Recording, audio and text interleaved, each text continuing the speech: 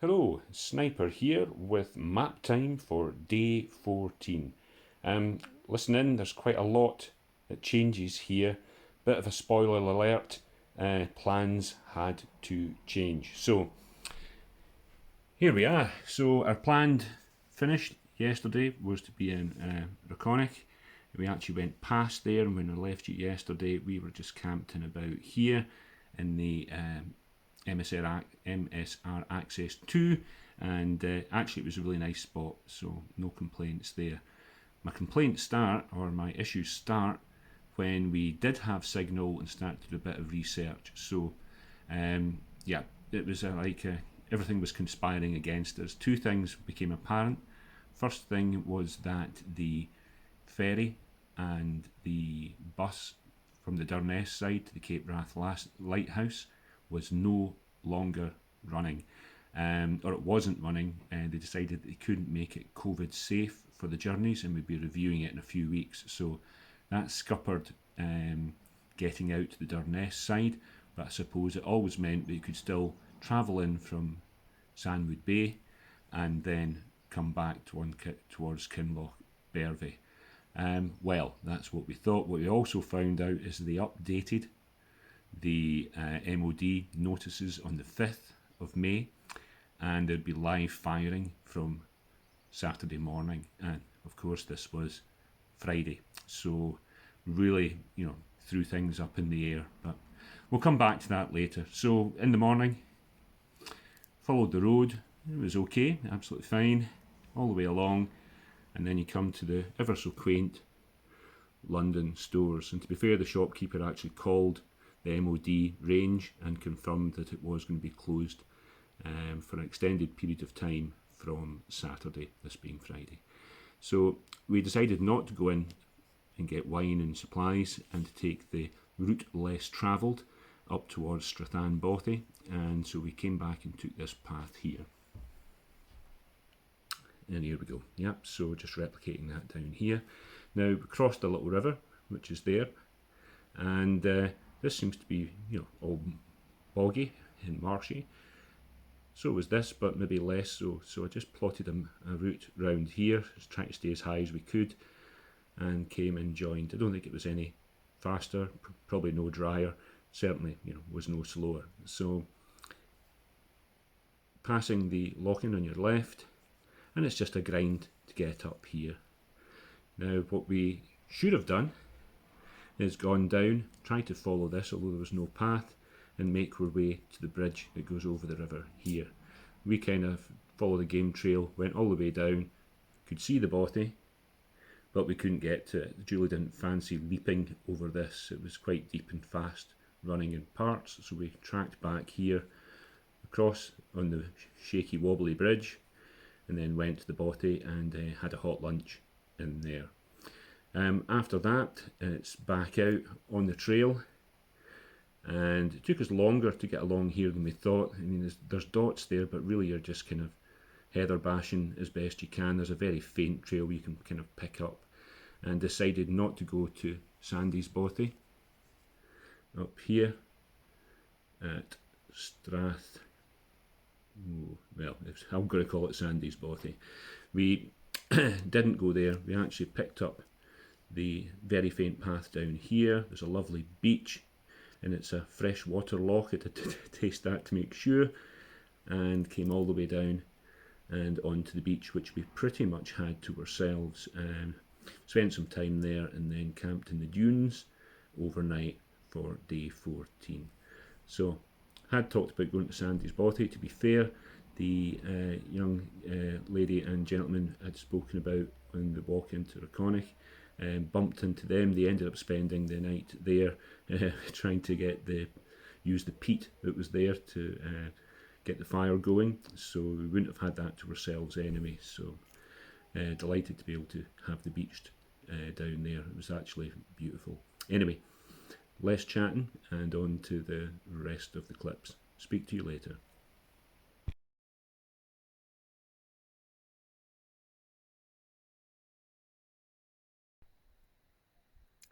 Good morning. We're just in the tent past Richonich. This is the view from the swap tent. So this is the MSR Access 2. Glad we had it. Certainly warmer. We're on this kind of little peninsula bit. If I was to go further around that way, you've got Richonich itself and the police station, the toilets and the phone box. So yeah, I'll talk later about what gear we swapped in and swapped out. And yeah, a long day, made it all the way through. Caught up with a young guy just as we're coming into Richonich. In fact, I'll talk about that in a second. Morning. So yeah, Richonich, it's behind me up there. That's where we came through. As I was saying, we bumped into a young guy looking for his partner, left about at the same time as us, but we didn't see her, so I hope we found her okay. She was travelling light, well experienced from what he was saying, so I'm sure she was. But looking up the loch as well, that's the way we're going to be heading today. I'll try not to stumble over too much because there's a big drop behind me. And there's the Access 2 in green, and that worked out really well. What hasn't worked out so well is trying to get to Cape Wrath Lighthouse. That's not going to happen. So the bus and the ferry don't work, or they aren't working because of the COVID restrictions. They can't do it with distancing. And there's also military manoeuvres start tomorrow as well. Now if we had a car with us, we could maybe go round the other side, walk all the way in and then walk out to Sandwood Bay, so almost do it in reverse, but no, we don't. The car's at Infinidamp, so that's not even going to be an option. But yeah, so it's going to have to be almost the Cape Wrath Trail, and gives a good excuse to come back up and do the last bit as well. But we'll head over, pick up some wine, some goodies, and we'll go to the bothy, one of the bothies probably tonight, and then walk out via the beach in the morning. So slightly disappointed, but you know, it's not due to bailing, it's due to circumstances beyond our control. Listen to the rustling. If you hear rustling in the background, Julie's getting changed in the tent and I've been banished until that's happened. So speak to you later.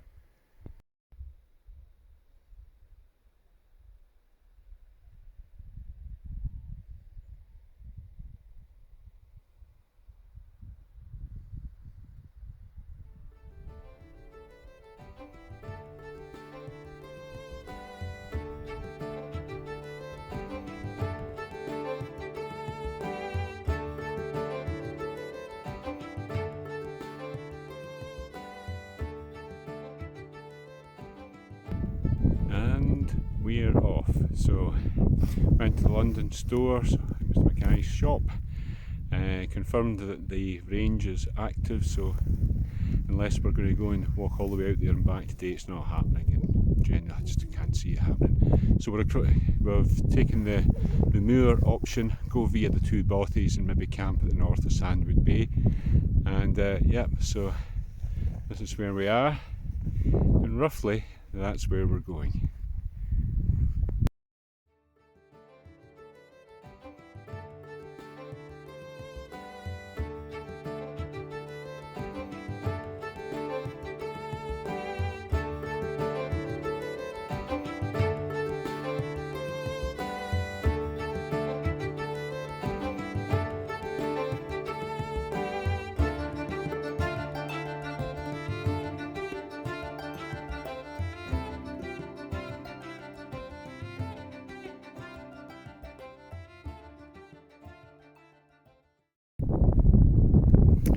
Here we are at Strathan Bothy, and it was open. And as we come in, not much to it. Two big rooms, one big room to the left, fireplace is switched off, and a sleeping platform. Got a table as well. There's always doing some gardening, and a kind of private room here, raised floor, which is good. Probably nice and warm, this one, if you didn't have the fire on. Because in the last room, it's quite nicely wooden clad. Oh, short, watch your head on the way in. There's my bit of advice there. And some chairs, not a platform, but there is a folding bed of sorts in the corner. And pretty nice view out actually. Not that you'll be able to see past the window, of course, and a table. We've just had some lunch and we're going to probably head down to the beach and set the tent up, and I might take a walk up to the other bothy, but that's still to be decided. Catch you later.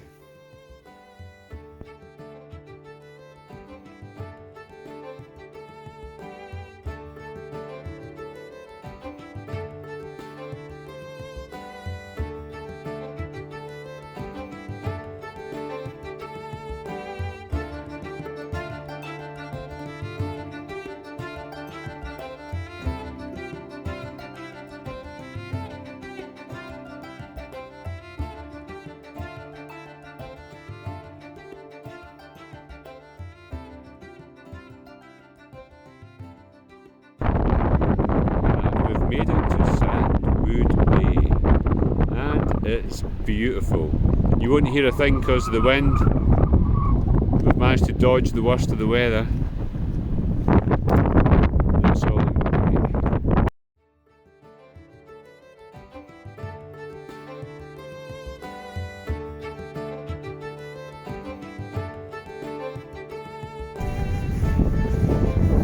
It's a beach. In this case, it's Sandwood Bay. Get a glare with the sun. There's the stag on the left.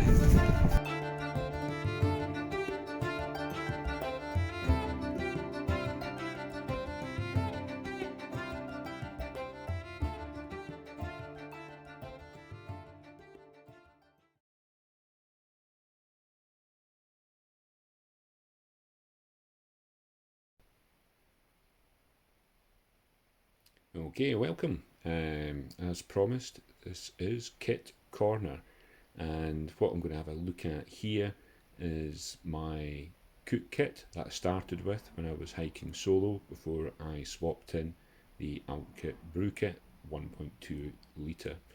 So what I'm going to do here is I'll break things open, do some weights, and give you an overall kind of my thoughts on this particular setup. Thanks for watching.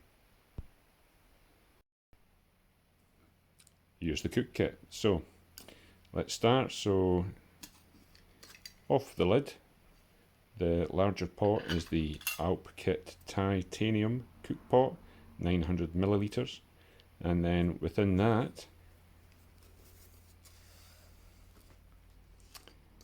I have the lid for my Keith 450 titanium mug. In here, put that to one side, we have the burner that came with the Storm and Norman pot setup. As you can see, it's an old Schweppes tonic bottle. It's got the mesh on the top, so better to, a bit safer, more difficult to spill anything out of it. But the point being is, if you find that you have to blow out the flame, which you can blow this flame out quite easily, pop that back in there so you're not wasting fuel. Over here I've got a kind of slightly heavy kind of cotton, 100% cotton bandana. What I have here is the mug.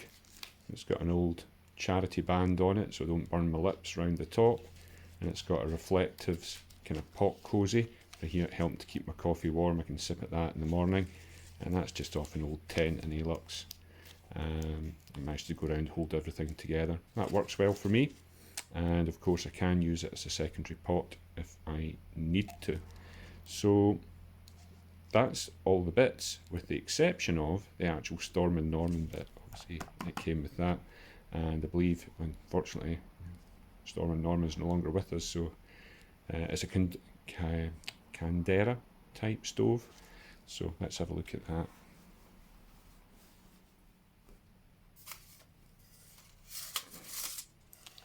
Okay, so this we're going to put into a cone. Something that I've added, you'll see in the bottom there, is kind of from a baking foil tin, so it's heavy tin foil. So that goes in the bottom, and your burner goes on top. Yeah, and the idea there is you can use this as a priming dish as well. What I mean by that is you can pour a little bit of the methylated spirits in there, light that heats everything in there and helps it burn. You know, meth isn't great when it's cold. So what do we do with this? Now let's see if I can do this on camera. So you get the two end bits here, these overlap.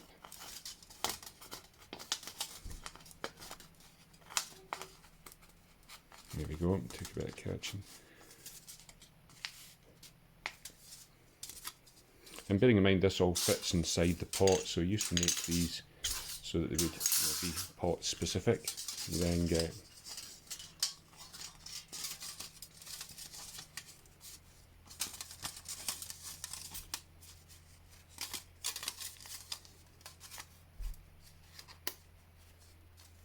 there we go, and that's going to sit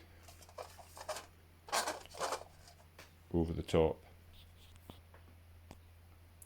And then we get the pot, once it's lit of course.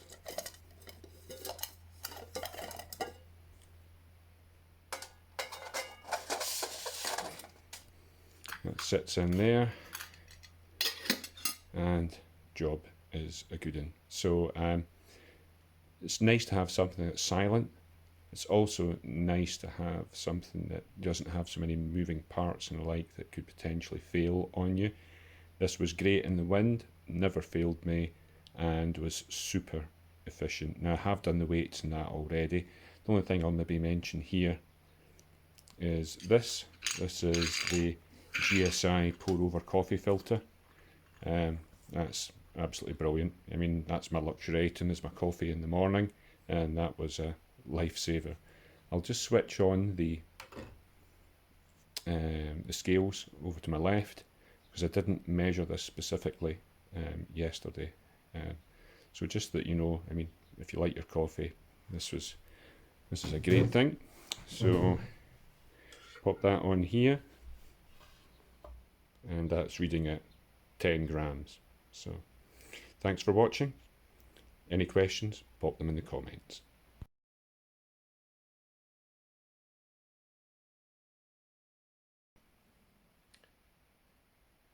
More map time. So really this is day 15, which should have been our finish, but that wasn't to be. We did get talking a little bit later on to the young lady who was looking to finish off what she'd had to miss last year. She confirmed that she was going to walk all the way in and out, as I'd mentioned earlier, as a potential option, but got to the fence and the barbed wire, and there was a sentry, there was red flags, and so she couldn't go. So that wouldn't have been an option either. So devastated, really disappointed, but this wasn't a case of bailing. It was really, there was no way that we could physically get there, so, or even out of there if we managed to. So it'll be there another day, and there's plenty of the alternatives I want to come back and do again. So didn't stay at the bothy, we'd stayed on the beach. We did manage to speak to Neil at the Durness bus company, and we'd arranged therefore, with all this in mind, to take the path back out. This time heading back towards Blair Moor. This is a really good path, it's busy, pretty busy, and got all the way back into the John Muir Trust car park, which was, I think, had about 7 camper vans in it at that point. But, yep, so he picked us up there, drove us back to Inchnadamth, where we picked up the car and headed home. That final day of the CWT will have to wait for another day. Thanks for watching.